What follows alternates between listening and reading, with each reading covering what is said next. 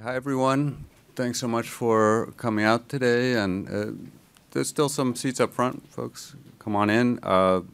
Anyway, it's great to see you. 大家好.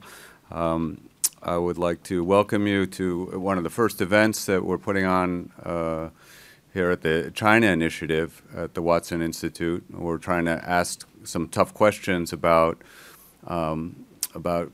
how China will address all its relationships out in the world. Last spring we actually had a fantastic series on Sino-Indian relations, and this fall, actually starting in November, we'll be putting on a special series of lectures on Sino-Japanese relations. So look out for those. Today, though, it's really my great pleasure to introduce a friend of mine, Admiral Scott Swift. In 2015, he became the 35th commander of Pacific Fleet, which was a fleet which was established at Pearl Harbor in February 1941, if that date sounds quite familiar. For those of you who don't know how the U.S. Navy works, this is one of the most important commands in the U.S. Navy. I believe Admiral Swift was in charge of 140,000 sailors and 200 ships, and also a giant Air Force, too, in that command. But he himself has had a very long and distinguished career, first as a carrier aviator, flying the F-18. If you saw Top Gun, you know what I'm talking about. And I see he was awarded the Pacific Fleet Aviator of the Year, but he was a participant in combat operations throughout the Middle East, but he commanded at every level in the U.S. Navy. At the squadron level, he commanded a carrier air wing, a carrier strike group, and also commanded 7th Fleet, by the way. So really, as far as the Asia-Pacific goes, he's seen everything and done everything. So I really think there's nobody better qualified to help us to understand the military dimension of U.S.-China relations. So please join me in welcoming Admiral Swift here. Just one point of order on how this will work. Admiral Swift is going to make some introductory remarks, then I'm going to pitch a whole bunch of questions, but please be formulating your own questions too, because we'll definitely have some time for those. But I must warn you, we have a hard stop at 5:15, so let's kind of make questions succinct and learn as much as we can today. Thank you. Well, thanks, Lyle, for that kind introduction. If you were impressed by that, wait till you meet my wife. She's much more impressive and accomplished than I. First of all, thank Lyle for making this all possible and the invitation to speak here today. I actually had some time to spend with Lyle and get caught up this afternoon. And my comment to him is I feel a bit of a robber here in that I know I'm going to get a lot more out of this than you are. I'm one person sharing my thoughts and ideas, and I have a very broad spectrum of experience and insights and expertise here in the room to share your insights with me. So I think I'm going to come away much richer for the experience, but I'm motivated to try hard. Thank you for coming as well. I think more than anything else, what we need, in particular with this competition between the United States and the PRC, is more dialogue, more insightful dialogue, which leads to a deeper understanding. It's so easy to judge because it's so hard to understand, and my hope out of dialogues here today and others that Lyle alluded to leads to that deeper understanding. And thank you to the Watson Institute and the China Initiative for their important work in this area. Of course, thanks to Ed for making all this possible, and Lyle as well, but also Ellen White, who is a master behind the ceremonies to make my crazy schedule. I was just at a Taiwan U.S. dialogue wrapped up yesterday morning, and jumped on an airplane and arrived here this morning to get here, and she was instrumental in making that happen. I do want to make a few comments up front. One is I'm a little bit intimidated to be sitting in front of this audience. I certainly don't have the expertise that you all have, as Lyle pointed out. I have a lot of experience. I describe myself as a practitioner, but I'm certainly not an expert. My experience level has broadened out, certainly in the last 20 years of my career. And certainly in the last 5 years of retirement, I've spent a lot of time in the academic realm. I'd be remiss if I didn't mention that I spent a year at MIT at the Center for International Studies and participated in that economic spectrum, not just there in Boston, but down here in Providence as well. The focus of my comments runs in, and I'll make 5 quick points here. One is, I think, characterizing the relationship between the United States as one of being competitive, as being a competition, is not a bad thing. I think competition, if you understand what the rules are and you've got the right umpires on the field, competition makes everything better, and I think the argument is about what the rules are that govern that competition. So I like that terminology. That may be something that you feel differently about or want to explore. I think we need to be much more thoughtful about the characterization of that competition as being military.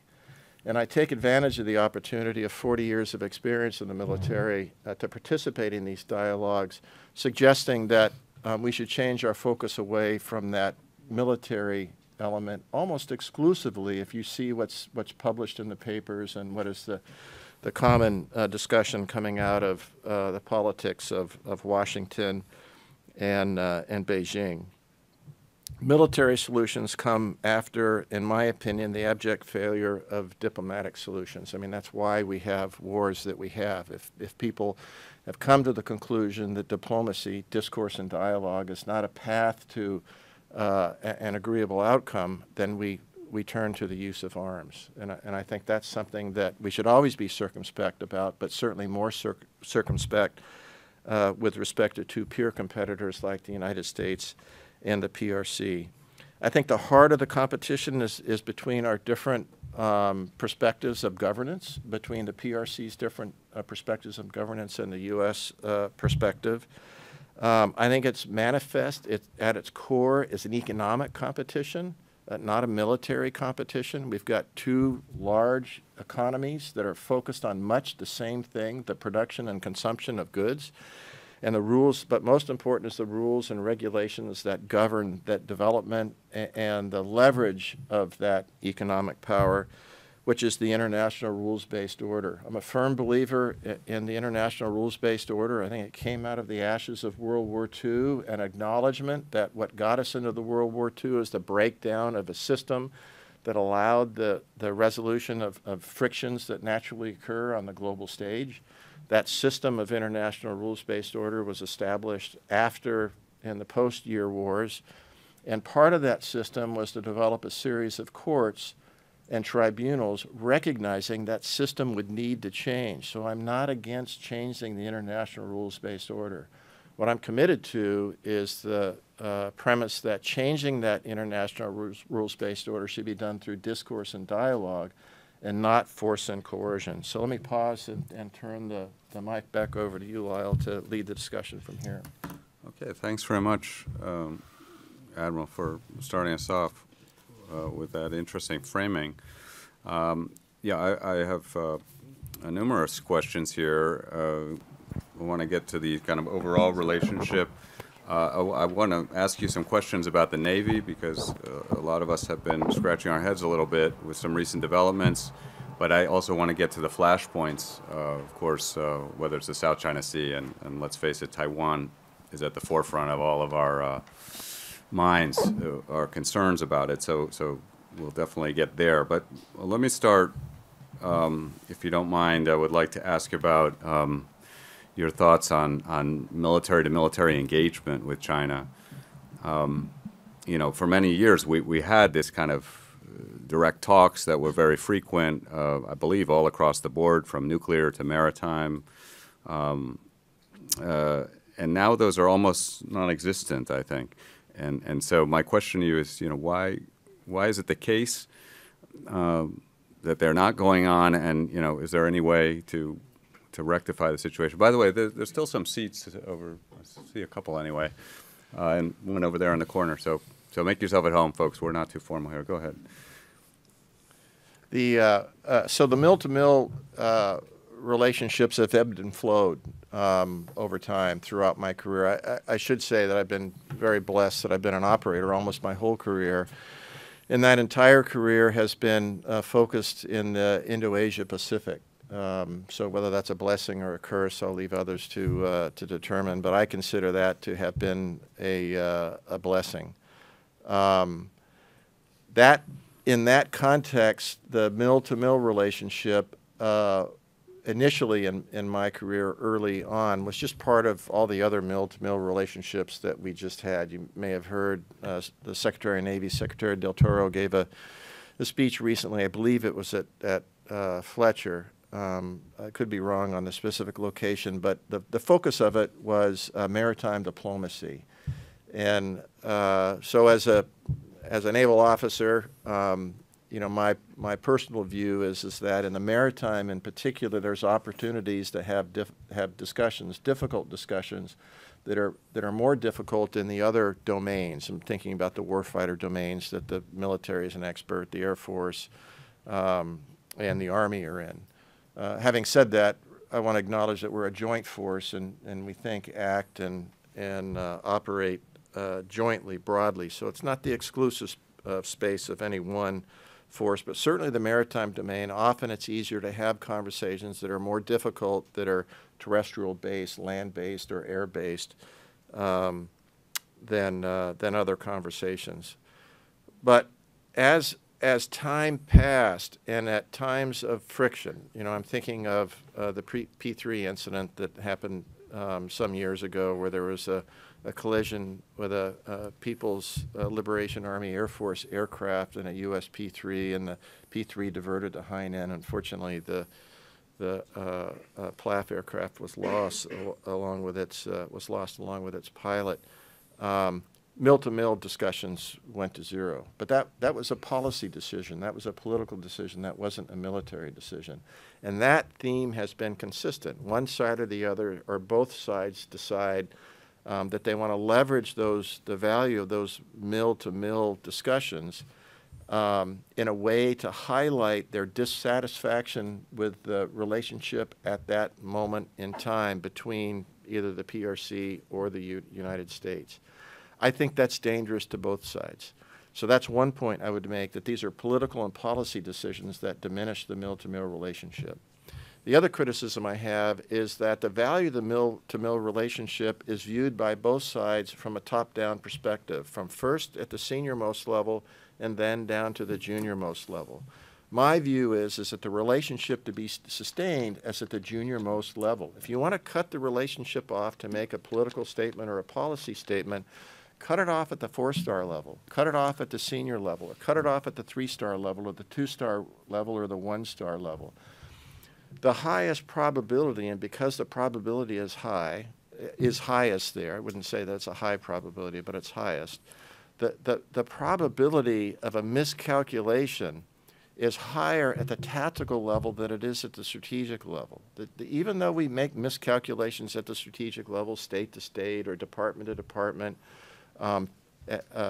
COCOM to, there's 3 different commanders on the PRC side between our Indo-PACOM commander. As a PAC fleet commander, I had 3 counterparts on the Chinese side. But assuming that those are the correct levels of communication, cut those communications off, not the communications at the tactical level, because at the tactical level is the highest probability of an incident occurring that we don't want. A collision at sea, a collision between aircraft, a miscalculation between Army forces that are maneuvering in neutral ground or within a common country that's supporting an exercise. Those happen in our own militaries. It happens in the U.S. Navy, collisions between our own aircraft and between our own ships.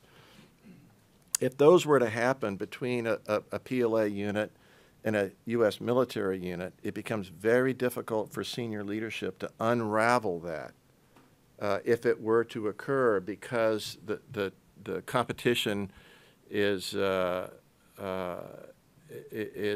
so active at their level. If we have communication down at the tactical level, then we significantly reduce the probability of that event happening, just because we're communicating day in and day out. And when I was a Pacific Fleet commander back in 2015, 16, 17, and then retired in 18, as Lyle pointed out, I had meetings with my counterparts, which aren't occurring anymore. Can you elaborate a little on your experience in working directly with the PLA? I mean, what was that like? So, I mean, you have to understand our cultural differences. So, we would have a conversation, my experience was that oftentimes from the PRC side, my PLA counterparts, you'd get a lecture of what the Chinese Communist Party position was, what the national position was over any series of issues that were relevant to the maritime domain. So in my view, the most important thing that I did is build relationships. The most important byproduct of relationship is trust. It's also the most perishable. If you're not building trust, it's decaying. And so my effort in these direct face-to-face conversations was to engender a sense of understanding, if not a sense of trust. So the first conversation was fairly pro forma. And I wanted to be there for more than just one day. So I would leverage a U.S. ship visit to some port, in a U.S. military ship visit to a port in China. And that would trigger a series of engagements, including with my Chinese counterpart. So the first conversation was more of a lecture from my counterpart to me, which was fine. You know, I've spent a lot of time in Indo-Asia Pacific, and I understand from a cultural perspective that was to be expected. But the second conversation, the lecture would start, and I would pause by saying, I think I can give this lecture as good as you can. If you don't believe me, let me try. Let's get to a more consequential conversation, because I think we can agree that both of our presidents do not want a mishap to happen in the maritime domain. For instance, the collision between our ships. So we should be very thoughtful about that. And that started a positive discussion, because now we had found common ground, something that both of us were concerned about individually as commanders of our respective fleet, and both of our presidents were concerned about. So this turned the conversation into a much more consequential conversation, which is why it's so important to find that common ground. So when we talk about the competition, we talk about where too oftentimes we talk about the competition where we have severe disagreements.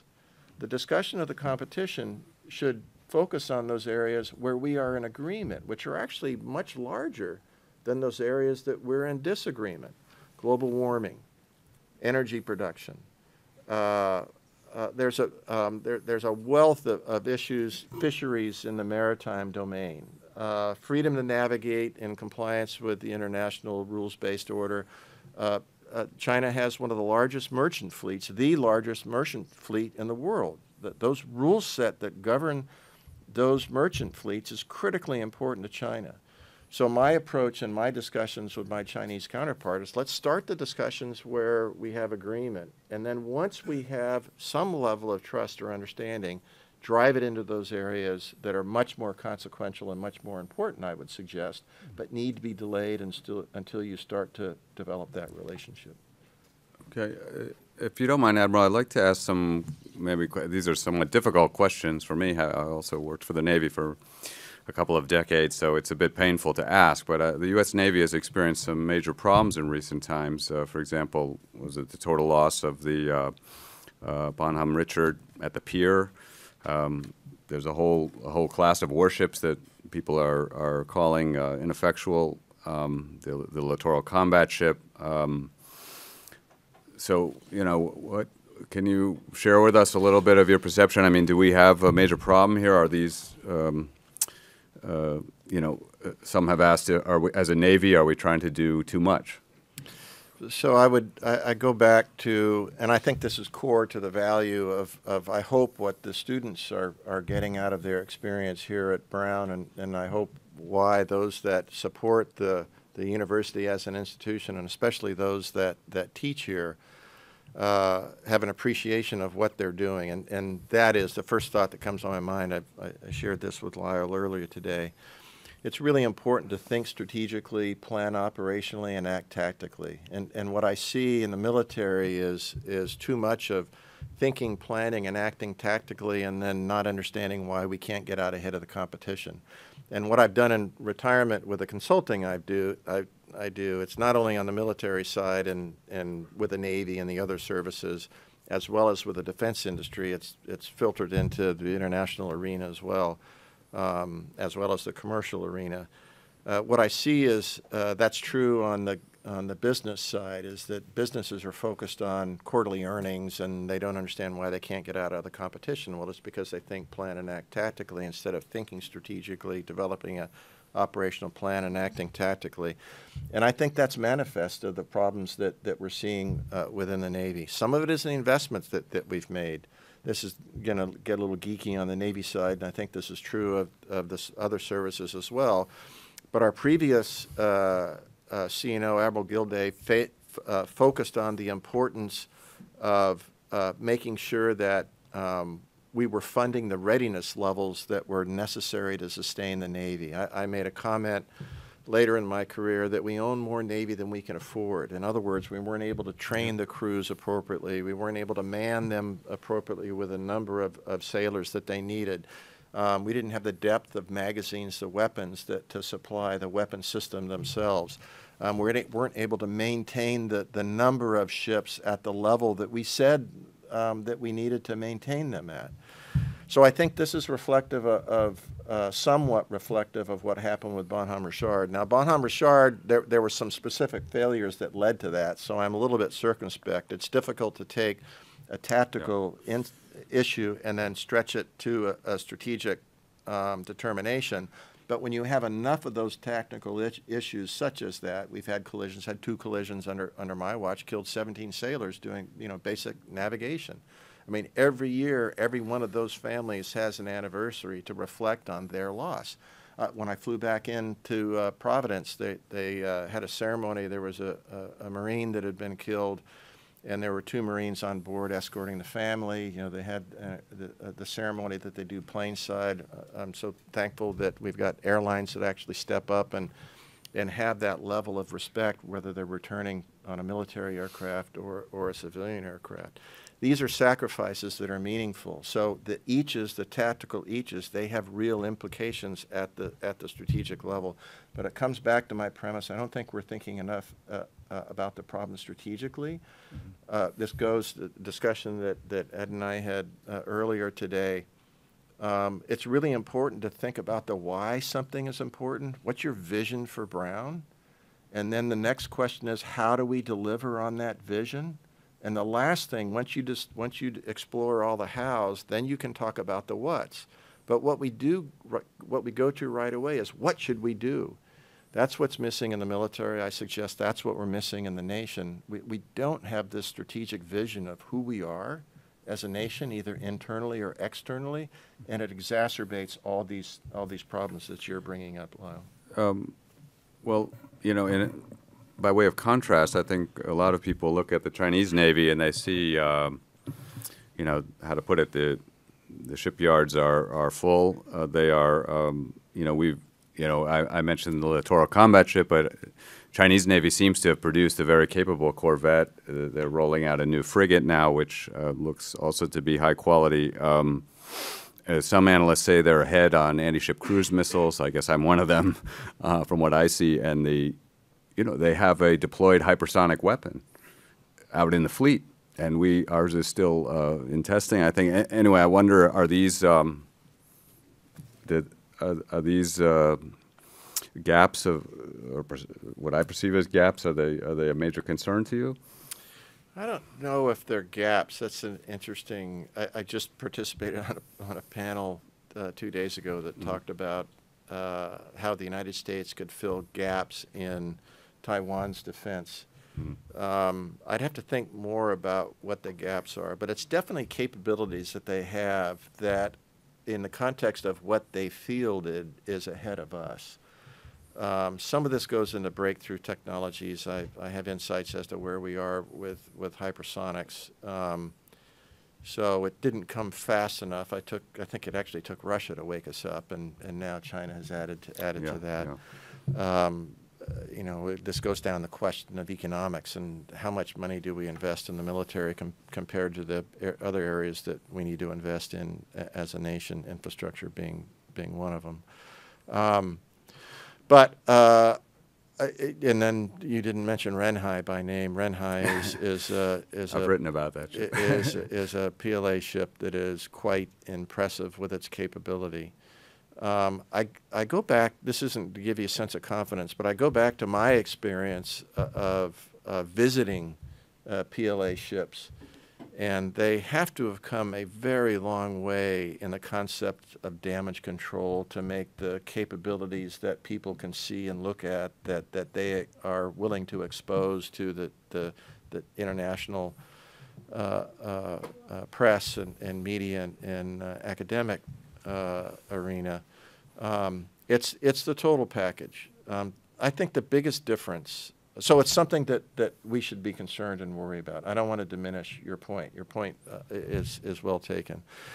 But I think the big difference that makes the U.S. military so different is not what I hear from my Chinese counterparts, is how much experience that we have with warfighting. I mean, I was involved in my first combat operations in the late 70s. And on average, about every 2 years after that, I was involved in some form of combat or another, either directly or leading formations that were participating in combat. My Chinese counterparts look at that and say, we can't compete. We don't have that level of experience. I don't give us as much credit because of that.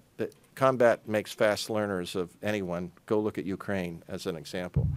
And there's lessons being taught on both sides, and look how well Ukraine is doing despite expectations. What I do think is that what Ukraine has that Russia doesn't have, and the PRC does not have this, the U.S. does, and that's the ability to delegate authority. It comes natural to us. It comes natural to us because we're a liberal democracy. And we need to be very thoughtful about what we value as a liberal democracy from a business perspective, from an education perspective, from a societal perspective, from a regional, local perspective, and from a military perspective as well. The centrality of civilian power over military power is absolutely core to our beliefs. But beyond that, once it's in a military channel, our belief is that it's critical for us to delegate authority to the most junior sailor, soldier, airman, Marine, or Coast Guard possible. The Marines have a saying, every Marine a rifleman. That applies to the Commandant. It applies to a Marine recruit that just showed up at boot camp. And that is core to each one of the services' belief about how critical the enlisted corps is to the core strength of any of our military services. That's not baked, it's the opposite is baked into the PLA. The PLA is about the centralization of control. The Chinese government is about the centralization of control. That's the power of the U.S. military. Should we have concerns? We will never compete with China from a shipbuilding perspective. But when you start to feed in allies, partners, and friends, look at what Japan's doing. Yeah. Look at what Korea's doing. Look at what Australia is doing. No. UK is back in the Pacific. Germany is back in the Pacific. So you have to look at what partners are being attracted to who and in what ways and what is most consequential. That's a long ways from Renhai and the others that you started with. But it's the bigger picture that's important. Yeah. Well, let's dig into some of these scenarios. And of course, I'll come to Taiwan in a minute. But let's first talk about the South China Sea for a second, if you don't mind. We've seen, witnessed tensions escalating around this second Thomas Shoal in recent months. Why do you think China has stepped up its more aggressive patrolling there and more generally in the South China Sea? And you know, is there a way to kind of stop this escalation spiral, which seems to be unfolding? Yeah. I mean, off-ramps and things like that? So I had a great discussion earlier today with the military fellows that are here, part of the Brown ecosystem, and I talked about the importance of inclusive and exclusive leadership. I'm a big believer in inclusive leadership. maybe it's a recognition of my own leadership skills, and it's better when spread broadly and you can bring more people into that circle than try to be directive from on high. And I think it makes us who we are as a military. So my example of exclusive leaders was individuals that say things like, I said so because I'm senior, because I have more experience. And inclusive leaders say things like, what do you think? Or the most powerful thing that they can say is, I don't know. So in answer to your question, Lyle, I don't know. But I'm willing to guess. I'm willing to guess. I think that the PRC, Xi Jinping in particular, and secondarily the Chinese Communist Party are not in a good place right now. I think if you look at the energy production capacity compared to the capability in China right now, it's not in a good place. Their ability to produce hydroelectric power to power the factories of Shanghai has been very, very limited. This is an existential threat to the model that has been pursued so far. COVID is another example. The first response to COVID was not the best of responses. The ability to generate vaccines indigenously to the PRC was not the same as what could be developed elsewhere, and yet their inability to import those vaccines for the benefit of its people was limited. And eventually the people revolted about what the policy was, the Chinese policy with respect to COVID. And the result was a rapid opening, a relief of those policies, and then more people got sick, and it was even harder to man the factories. So my point in all this is that PRC has a lot of internal issues. This is an area of convergence. This is an area that we should be engaged on, and the reason that we can't engage on is a lack of trust. So we talk about divergence. We focus in the divergent area. My recommendation is to focus on the convergent areas. So I think that the PRC's focus is to consolidate, to reduce, to minimize the chance of a step backwards. And if they lose control of what they have now in the South China Sea, I think that will be very, very problematic for many reasons, in particular on the global stage. They can control the internal message, but it's much more difficult to control a message that originates and is transmitted as an external message, such as Second Thomas Shoal. This goes down to the details of understanding the dynamics. So if you don't know what Sierra Madre is in the context of Second Thomas Shoal, then you're not sufficiently informed from a U.S. national security perspective. Sierra Madre was an old U.S. LST that was gifted to the Philippine Navy that they ran aground on Second Thomas Shoal many years ago when these claims in the South China Sea began to be contested. There has been a contingent of Philippine Marines that have taken up residency. They're shifted about every 2 weeks out of that old LST that is, I don't think there's enough metal in them to keep them out of the water. I mean, that thing is just about ready to collapse. When it collapses, this will elevate this competition between the PRC and the Philippines, which was problematic during Duterte's time, but is especially problematic now based on where we are with EDCA and the agreement to support U.S. forces. I think it's on 5 bases within the Philippines. We have to think strategically about the implications of these decisions. Now, I think they're the correct decisions, but we need to think through the second, third, and fourth order effects on that. There is dialogue in some places in the United States about putting U.S. Marines into Sierra Madre. That would be unbelievable. First of all, it would be such a bright line. You would force the PRC to act. And our supply lines are long and exposed. Theirs are almost all internal. They have a major base that's just 27 miles away. So we need to think strategically through what is the best approach to this challenge that we're facing now that Sierra Madre itself is disintegrating into the ocean. What is it that we should recommend to the Philippines to do, and what is it that we should consider? Not part of your question, but one thing that I think that we embrace red lines because they make us feel comfortable. We should divorce that term from our vernacular, and we should talk about red zones. Happy to talk about that at a future point, but let me pause there. No, that's you should be very concerned and very thoughtful about what's happening at Second Thomas Shoal, and there was just a barrier that was cut from Scarborough Shoal, which is of great strategic significance to the PRC. And you need to understand those dynamics that are occurring in the South China Sea from a broader strategic perspective. Okay, well, if we weren't worried enough about Second Thomas Shoal, I think Taiwan's probably even more dangerous. So it's you know, boy, a lot to keep us up here at night. But let me ask a few Taiwan questions, if you don't mind, and then I do want to open it up to the floor. So please have your questions, be formulating your questions. But we just saw the rollout of a prototype for an indigenously built Taiwan submarine, which is a major achievement for sure. On the other hand, China is a world leader in drone and missile technology, as you know, and the PLA has stepped up its pattern of exercises around Taiwan, particularly in the last year. How do you assess the cross-strait military balance? Let me back up. That's actually an easy question. Let me back up and make it a little bit. Yeah. Well, I'll push back. No, I won't push back. I'll share my thoughts on framing this transition from the South China Sea, Second Thomas Shoal in particular, to Taiwan. Okay. I think Taiwan is more dangerous but least likely.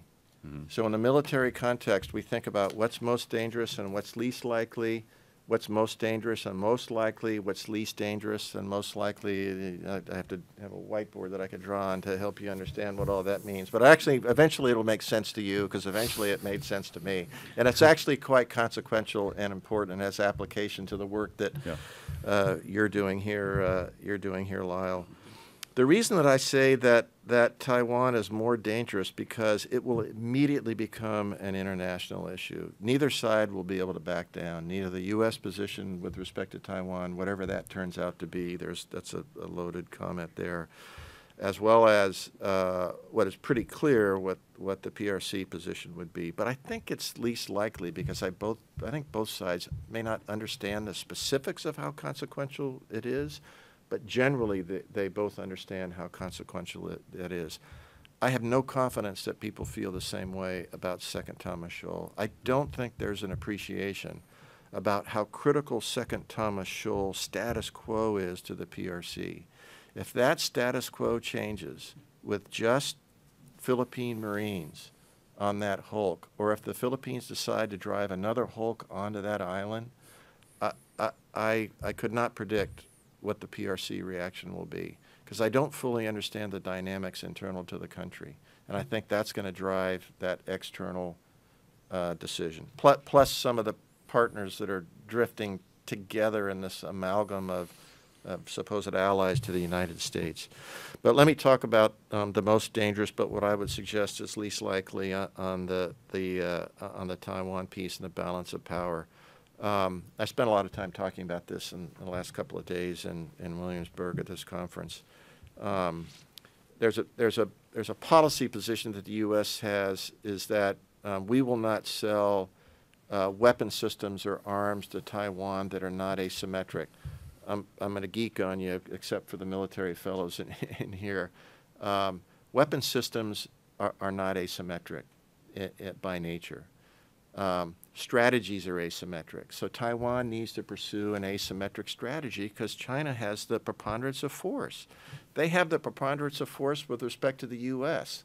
It's not a measure of total U.S. force and total PRC force. It's a measure of how much force you can generate. So, I mean, so think of if San Clemente Island. I'm from Southern California, grew up in San Diego, so if you don't know where San Clemente Island is, you're not from California. So think of if San Clemente Island decided that they wanted to declare their independence, and of course, we revolt. As the United States, we won't stand for that. But China decides that they are going to defend San Clemente's right to declare its independence. Do we think China would be able to enforce that? To steam all the way across with all their military power to prevent the United States from reunifying San Clemente with the United States? I mean, most people I talk to, even those without a military background, think, that's absurd.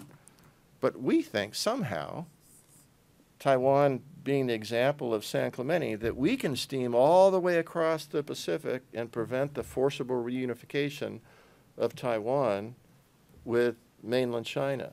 It's a very, very hard problem for a lot of reasons. So in answer to your question of preponderance of force, I mean, Taiwan is in a very difficult position if China were to decide to forcibly reunify Taiwan. That's why I think the Taiwan Relations Act should not be changed.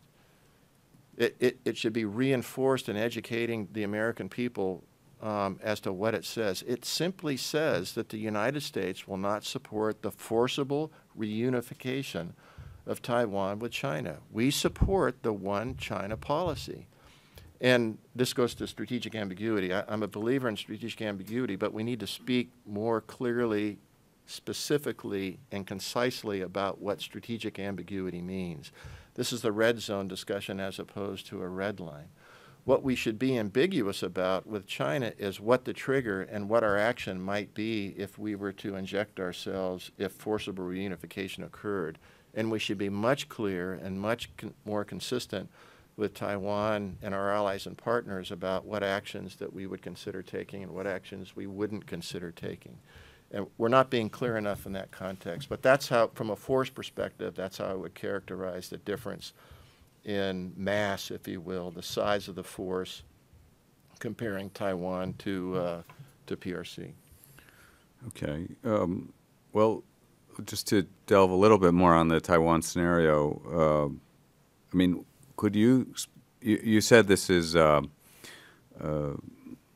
risk but low probability, but among people who follow this Taiwan scenario very closely, we have debates. Would it be an all-out attack? Would it be a blockade, a limited attack, or just some kind of like coercion campaign? Do you have any thought there? No. What is the biggest risk? No. Okay. All right. Fair enough. So, I mean, what should we worry about the most? You need to worry about it all. Okay. Yeah, that's what I say too. The PRC doesn't know where the trigger is. They don't know what might trigger a decision that they have to move on Taiwan. I don't believe in the 2027 year. It could happen tomorrow. So I own a house in San Diego that I grew up in. I've been paying insurance, fire insurance on that house for 30 damn years. I can't wait to get a return on an investment and have that thing burned to the ground. I assume you have fire insurance as well. My son's a fireman in San Diego. Every time they roll to a fire, they view that as a failure because their role is fire prevention. Their mission is to keep your insurance policies down. So that's how we need to think about Taiwan, is what is the deterrence?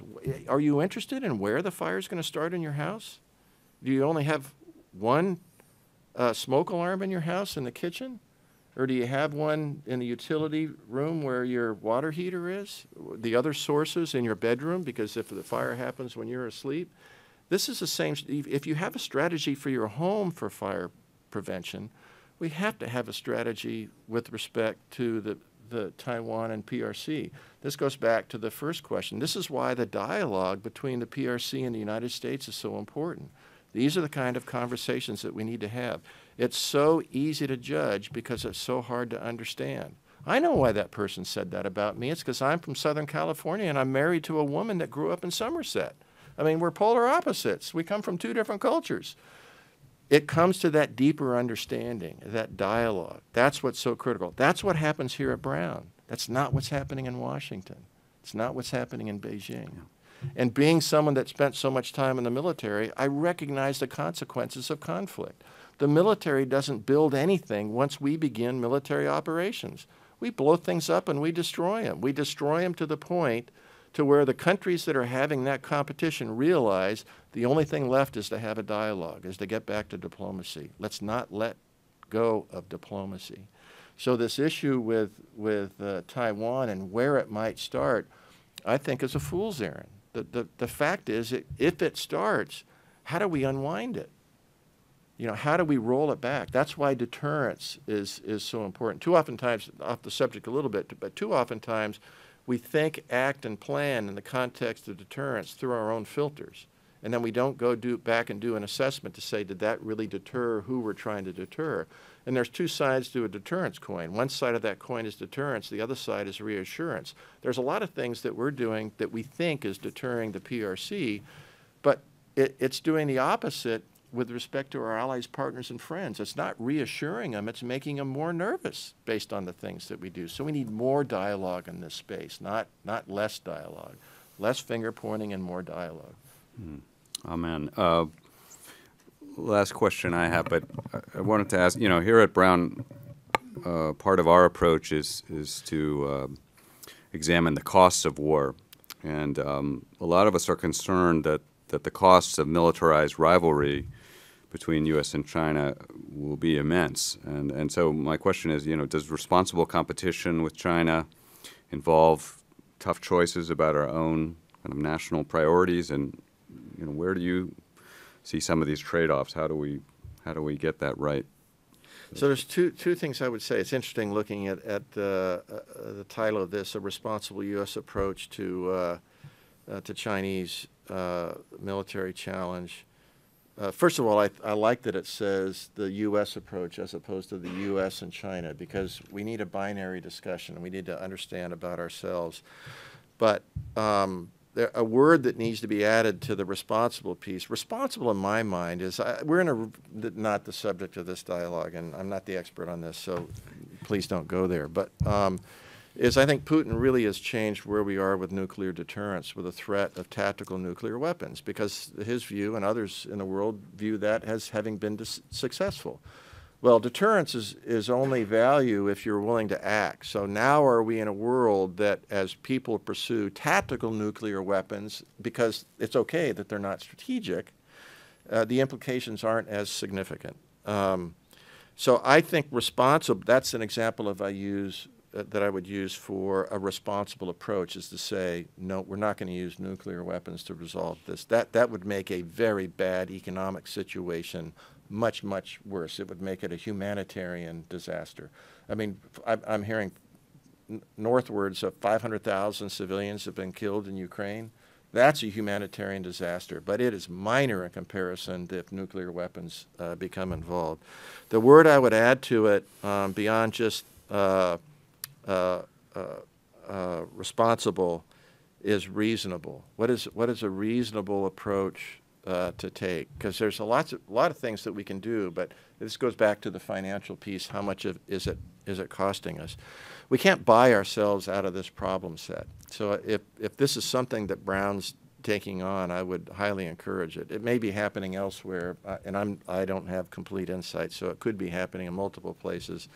But I think here, too, we need a more in-depth dialogue from an economic perspective about our own economic security, and I would include the national debt in that, not just the amount of the budget that goes to the military. People think that if they reduce the military budget, that there's enough fluff in there that they can harvest some of that without reducing military capability. The amount of military budget that is fungible, that is not committed to supporting mainly people, soldiers, airmen, Marines, Coast Guardsmen, sailors, and their families, is the vast majority of the budget. It's sustaining the fleet that we have.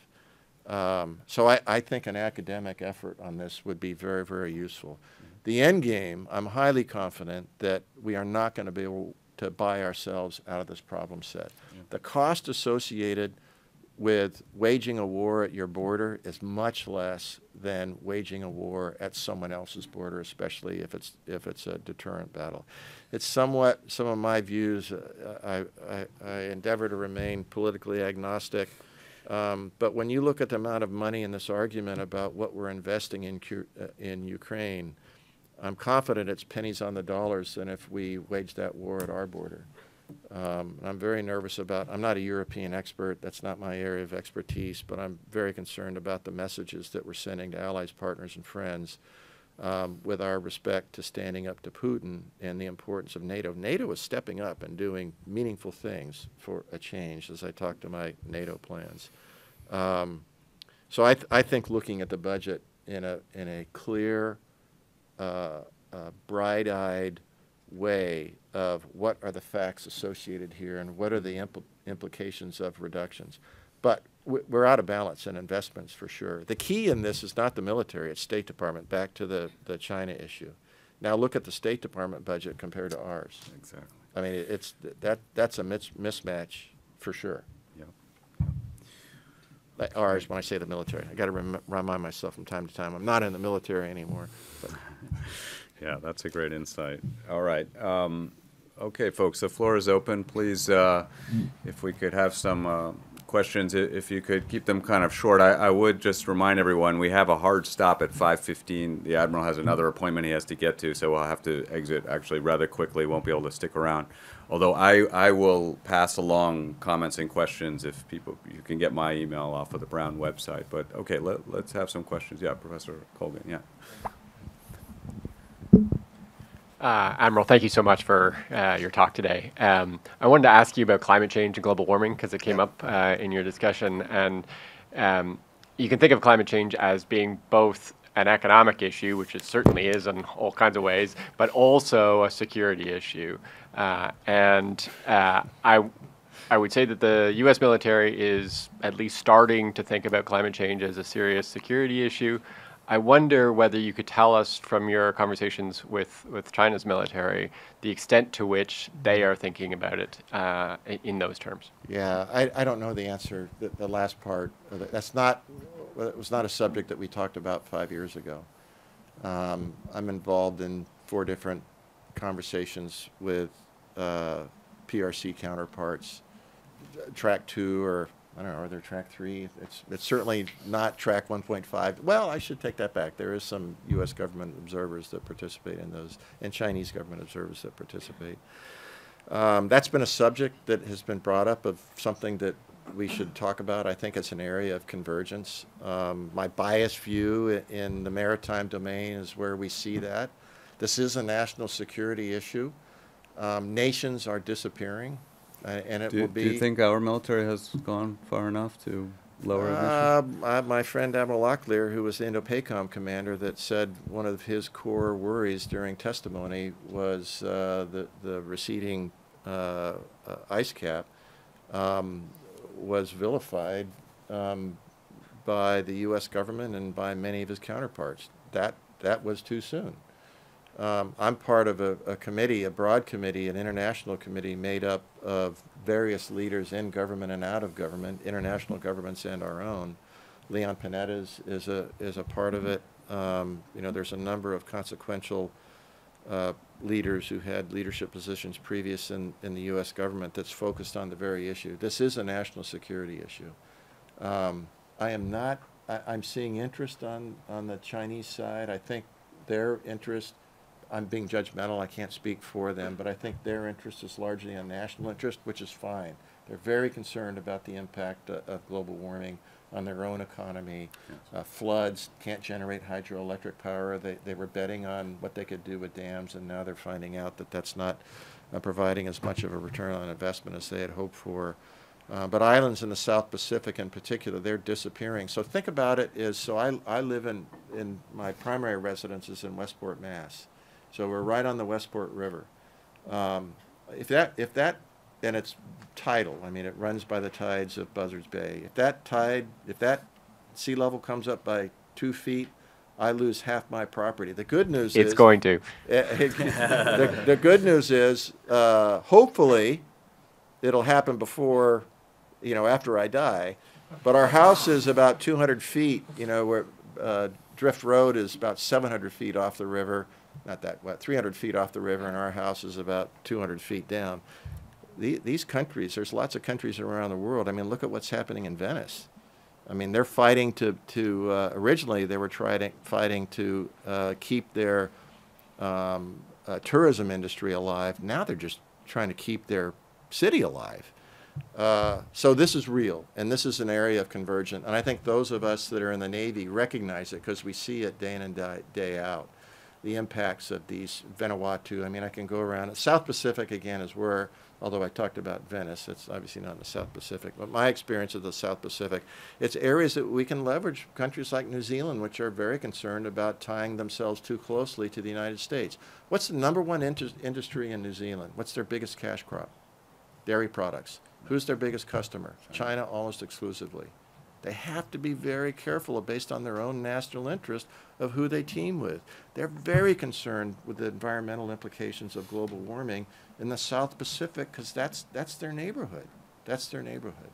So how do you turn these opportunities, instead of talking at each other, into opportunities to talk with each other?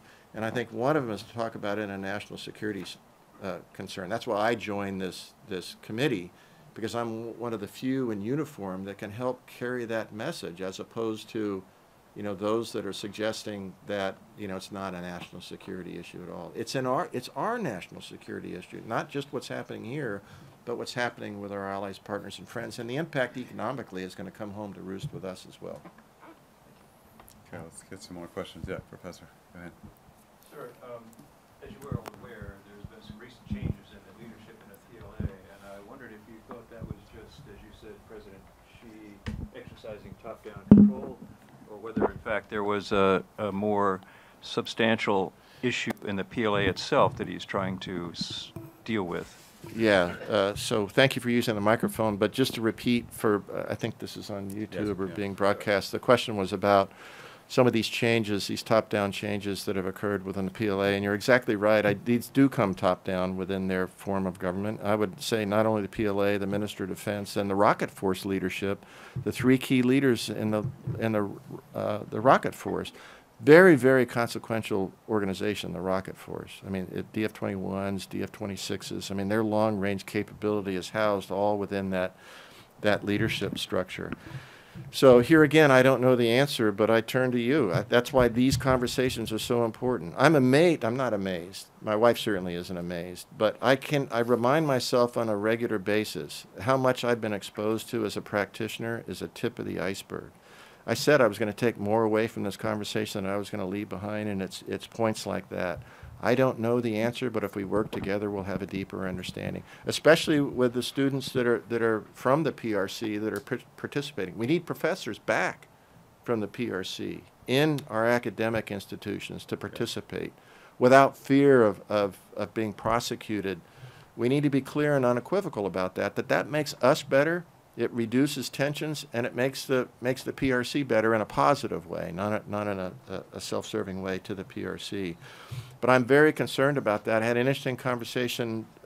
This is, I hope, at the end of a 3-week trip, and I'll be back in Westport this evening, inshallah.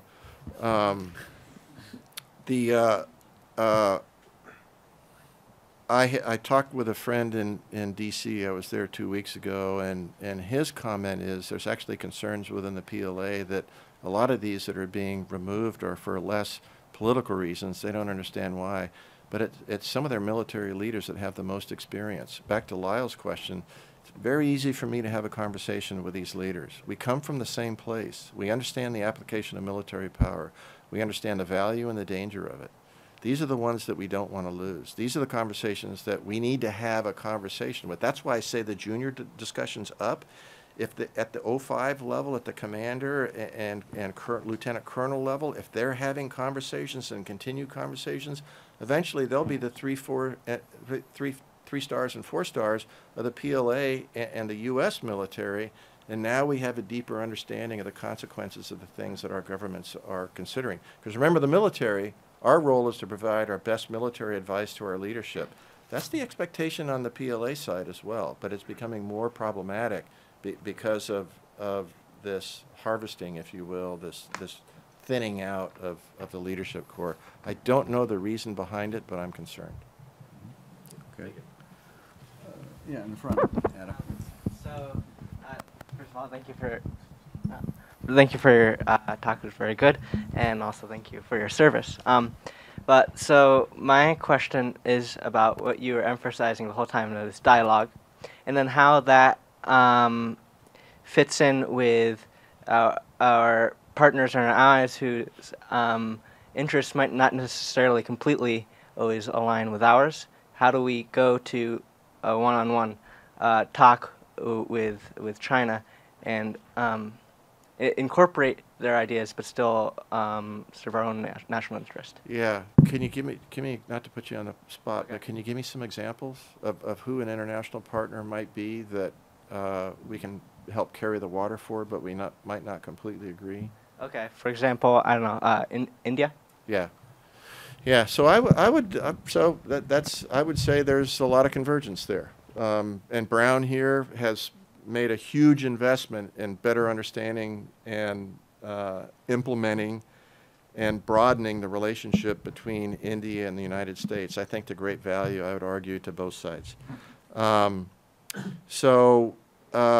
threw me a curveball because I don't think India is a good example for the point that I want to make, or I think the point that you're trying to make. I think that's an easy lift.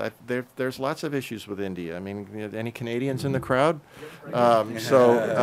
There's some issues there. But I think we need to approach this, and I rarely do I say democracy. I almost always say now liberal democracies, because that starts an argument sometimes. But we are a liberal democracy in what we believe is liberal democratic ideals, which means we're willing to change those ideals through discourse and dialogue. Democracies are always changing. Now, there are many that would argue that India has drifted away from some of those democratic ideals. I think that is a debate, but I think we should be very thoughtful about who we do and don't engage relationships with.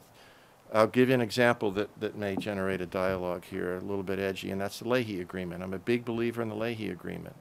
So the humanitarian piece where governments have been found guilty, militaries in particular have the view is from a U.S. perspective is that they've committed humanitarian crimes. Indonesia is one that comes to example as a mind of example. But what we did is we immediately cut off our military relationship with Indonesia completely. If we cut it off, we don't understand how they're evolving, how they're changing.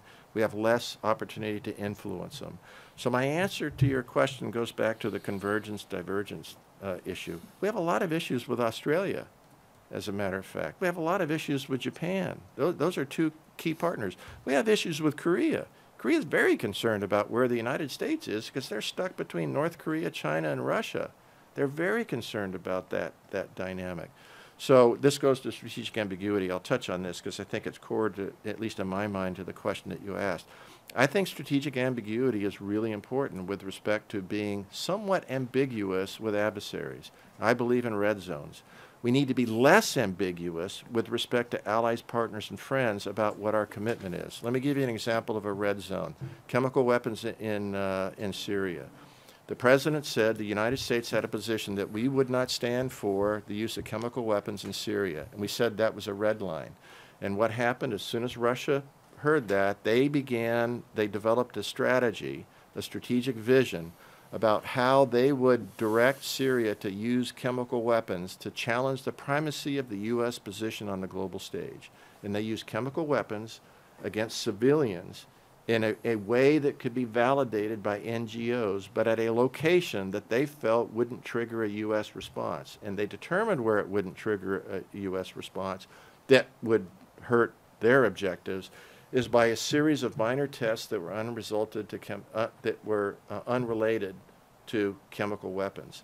This is the problem with strategic clarity and the value of strategic ambiguity. What we should say is, if you use chemical weapons in Syria, that is a red zone for the United States. And we will act in response at a time, place, and manner of our choosing, in compliance with liberal democratic ideals and international law. That is much more powerful to take a position, but we love reaching for that military tool and run around looking for a nail. It's much harder to have discourse and dialogue. It's much harder to pursue diplomatic approaches because it's dialogue. I'd love to be king of my realm in Westport, but it's a consortium. You know, my wife's a part of it. So everything's a debate and a dialogue before we decide what color we're going to paint the house. I would much rather live in my house than a house that I was king in. It's that dialogue. It's how we grew up. It was baked into us as Americans. And we need to recognize it was not baked into our colleagues and friends who come from China. So we need to be thoughtful about how it is that we engage. Instead of telling a country that we are not going to carry your water in China, let's figure out a way to shape their message into our message so that we can have a conversation. Why is New Zealand so reluctant to team with the United States? It's the dairy industry. We need to recognize that. It's huge leverage that the PRC has over them. We need to respect that. We've got a big New Zealand event, I think, Thursday. Let's take a question over here. So. Hi, Admiral. I wanted to ask something about, the U.S. involvement in the Southeast Asia area, not permanent and dynamic. So there's a lot of bases in Japan and South Korea and a lot of work there with other governments. So, what's the future of that, if it's increase, decrease, or increase as needed? And what are some of the factors that are going to decide that in the coming years? Yeah, as far as the Western Pacific and in the Indo-Asia region in particular. Right. Yeah, I'm all about supporting allies, partners, and friends there. That's their direct interest. I would encourage them to be very thoughtful about establishing more bases in more places. Australia has been pursuing the COCOs. I haven't been tracking it, but I think they've actually increased the runway there so they can, it's in the Indian Ocean, so that they can fly P-8s out of there. I think our relationship with India is critically important, our teaming relationship from a military perspective.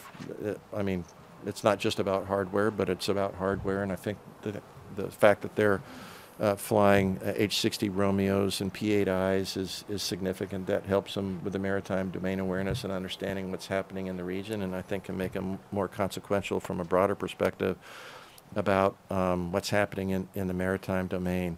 But it's about places, not bases, in my mind. I think EDCA's the right approach with the Philippines. We're not going to, I don't see it happening, but if it was, I would advocate against it, of establishing bases in the Philippines. At this point, it's about places. If you're not mobile and you're not expeditionary in the Western Pacific, your relevancy is very limited. You have to stay mobile. The PRC has the power of force. It's significant, and we should respect that. And we should develop our own asymmetric strategy as a result, and that strategy needs to be based on mobility and expeditionary operations, and that's about places, not bases. Can I add on to that? Do you have a thought or two on AUKUS? Is Yeah, AUKUS a game changer in your mind? Yeah. Or? Everybody's looking for a game changer moment. Maybe I'll do it tonight. I'll Google game changer and go back in history and see how many of them really were game changers. AUKUS and the Quad is huge. Don't know if it's a game changer yet, but the fact that Australia and the U.S. have been pursuing a Quad type agreement for a long time. India made that happen. That's why that is so significant. And it sends a powerful message. That's the flip side of the deterrence coin. It's the reassurance coin. It's very reassuring to a number of people in the region. U.S. presence without leadership, that's powerful. I think AUKUS is as well, but AUKUS is, we need to demilitarize it, in my opinion. There's too much military in it. I'm not saying reduce the amount of military in it. It's critically important. But we need to expand it beyond just the image. It's all about submarines. It's all about military capability. But if there's something to be positive about, it's about a free and open Indo-Pacific. Where'd that come from? Japan, Prime Minister Abe, teaming with Australia. Not a U.S. initiative. A big believer in TPP. I don't know if any of you, I was a big believer in TPP when I was in uniform. I'm a believer in it because it's all about reinforcing the international rules-based order for the exchange of money. Our mistake is that we didn't invite China to participate. China never could have participated because the rules associated with it are not compatible with their own economic model. But we were so fearful, because we weren't thinking strategically or planning operationally, to take the tactical action of inviting China to participate. TPP is out there, alive and well. It's TPP 11 without the United States. So people are stepping up. This is AUKUS and this is Quad. Nations are stepping up because of their concerns about the instability. I'll segue quickly so security for security's sake has little value. And that's coming from somebody that spent 40 years in the military. I was always trying to make sure I never had a day job. You know, my day job was to make sure that deterrence worked, that readiness was real, that people believed the strength of the force that we had deployed in the Western Pacific. Security should be applied to areas where there is either instability or decreasing stability. Security applied to sustain stability is critically important. Why? Because without stability, you won't have prosperity. This is what came out of the ashes of World War II. This is where we can team with China to explain what our strategic thought is about the application of military power in support of diplomacy, military power applied in support of pushing back on global warming. These are areas of convergence that we should be focused on. How can we increase the dialogue without diminishing our view of how critical the core competition is that's economic in nature and about sustaining the international rules-based order or changing it through discourse and dialogue rather than force and coercion. But that's my thoughts on Quad and AUKUS. Okay, great. Yeah, sir, in the back. Yes, yeah. Well, thank you, Admiral. So I think you covered many of the flashpoints between U.S. and China in terms of military affairs. I want to ask about something that resurfaced in the past few days in the news, which is, the chief of staff, had this episode with the former president about, military miscalculation during the presidential transition. So my question was, how concerned are you that something like this could happen down the road? With our president? I'm not familiar with the incident. So the General Milley called his Chinese counterpart to warn or to clarify that there was no incoming attack on China because of any U.S. domestic calculations in the presidential transition. You're talking about the mill-to-mill contact? Yeah, I don't so what are you asking me about my thoughts on that conversation? My question is, how concerned are you that this, is actually, could happen again? I got myself into, so people often ask me, 40 years of experience, retired as a 4-star, what were the most consequential moments in that 40 years span? You'd be surprised at some of the answers. One, any Australians in the crowd here? So I'll throw. So, Rory, from your own experience. So I was having a conversation with a previous journalist and a member of a think tank, and he's doing great things in Australia. I think he's at the Defense University there now. I'm not quite sure exactly where he is, but he hosted an event at the university that he was at, that I spoke at. And I was asked a question from the crowd about the control over nuclear weapons. And the question was framed in the context, if I was given an order to deploy and employ nuclear weapons, would I follow that order? And the answer came right to my head, and I wasn't thoughtful enough in providing it. And my answer was yes. And the reason I said yes is because I know what the system of control is. It's very difficult for even the president to authorize the use of nuclear weapons in the U.S. system. I think that's why the U.S. is so concerned and is so invasive in wanting to understand what the control mechanisms are that other countries might have, especially countries that might be adversaries, Russia, China, others as well. So I recognize what those control mechanisms are. I hesitate to answer the question because you almost have to be in the moment. I don't know the full context of what the conversation was. As I think through it, I suspect that there was some concern maybe about the Trump administration at the time, and maybe that's why Milley called his counterpart. it's not something that I would have worried about then, and it's not something I worry about now. I really can't go into what the controls are. Obviously, they're very classified for various reasons, but there's multiple controls. You know, I'm not a great one for watching movies, but what was the what was the movie about? Somewhat of a comedy. Dr. Strangelove. So Dr. Strangelove comes to mind. Go watch that movie. That was an absolute fantasy. I know that cannot happen. A fantasy in that it can't happen, but something that we need to reassure the public again about what the controls are in place. I will say this, is that what we need are stronger government-to-government communication at the government level and especially mill-to-mill. So bottom-up is the way we should approach it at the junior level, but there needs to be a mechanism that we can communicate military to military. And I spend a lot of my time in this area because I'm very concerned about looking for an off-ramp if there's a trigger. Because the off-ramp has to be our governments communicating to our people. And the people are the ones that we have to convince. They're the ones that are going to be concerned if it's their children that were killed in the aircraft mishap or the collision at sea. This is going to be very, very difficult to manage. My biased view is that what exacerbates this on the U.S. side, when I talk to my Chinese counterparts, they're very concerned, do not publicize this. We can't keep it from being publicized. This is part of our democratic ideals.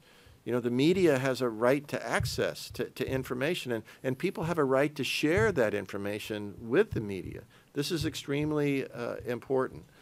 I also think that the decision-making process with the United States is faster. I alluded to this before. So what I've seen in the past in these crises, the U.S. is in a position to reach out much earlier than our PRC counterparts, because the PRC counterparts, from a top-down approach, spend more time studying the issue. And rightfully so. They're very suspicious about what the initial U.S. position is because we don't have these conversations. But to your point, it shouldn't be just a phone call. The generals on both sides are very busy. I'm not suggesting this is a monthly call. But we develop these mechanisms of communications, and we test them with subordinates. The principals, once a quarter, need to call each other on the phone and talk about whether their kids got admitted to college or how soon they're going to retire, whatever it might be. It's these personal relationships, this personal understanding, and these mechanisms of communication need to be tested by the principals. Less so subordinates, maybe every week or every other week to make sure the phone lines still work. But the ultimate connection needs to occur habitually, quarterly or every 4 months at the senior level. Okay, well, on that important note, I'm afraid we have to close the session. Please join me in thanking Admiral Swift for joining us.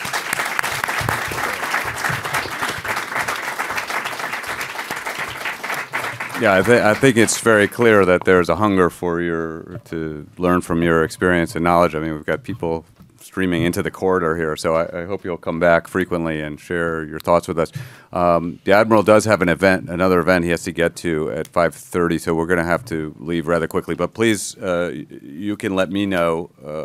You can reach me on the website if you want to, and I will forward emails, other questions, and so forth onto the Admiral. But again, I want to thank you all for taking the time, for your good questions, for joining us here at the China Initiative at Watson, and please, let us know what further events you want to see with regard to looking at China, because we're very interested in making sure that we're serving the Brown community here and enhancing our China knowledge. So, thank you very much again.